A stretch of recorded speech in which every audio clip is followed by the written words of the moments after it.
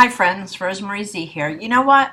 I've been putting a lot of thought into this, and I know I want to blog to you about cooking and different things like that, but one of the things I want to talk about is cooking up the good life. Now that can have many meanings. I mean, we can talk about the good life as far as finances go. We could talk about the good life as far as having a good attitude. That could be cooking up a good life. But one of the things I want to talk to you about cooking up the good life is food, and how it not only nourishes the body, but it can nourish the soul, the spirit, the mind.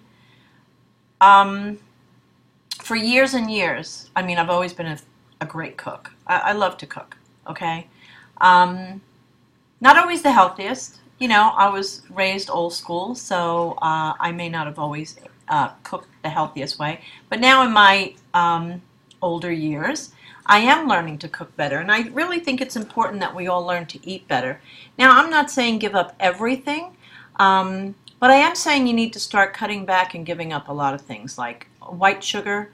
Um, that's really a killer. It really is. And you know, I'm finding that I gave it up for the last, I'd say, I've probably been doing it for about a month now.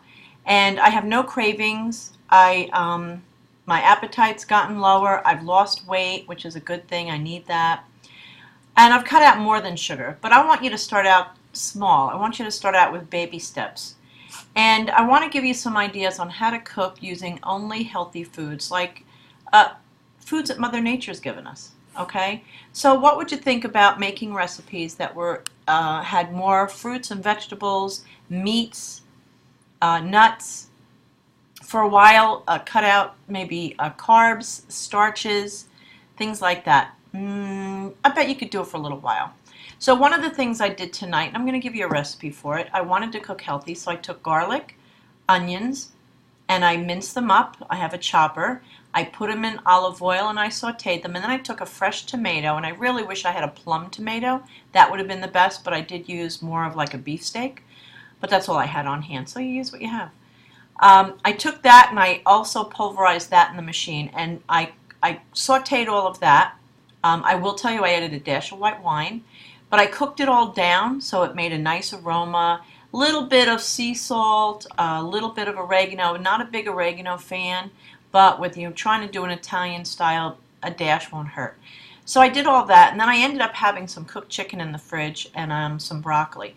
So I chopped that all up also, and I threw that in.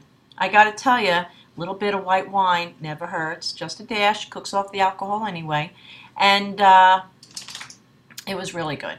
Okay, so you can cook healthy with very few ingredients or just what you have in the fridge, and you cannot. And it made a big enough portion. You definitely didn't need pasta. You definitely don't need rice. You can skip all of that. So I'm going to give you this recipe, but I want you to think about this. I want you to think about cooking up the good life and just what that can mean to you. I know for me, it means eating healthier, and I'm going to share that with you as we go on.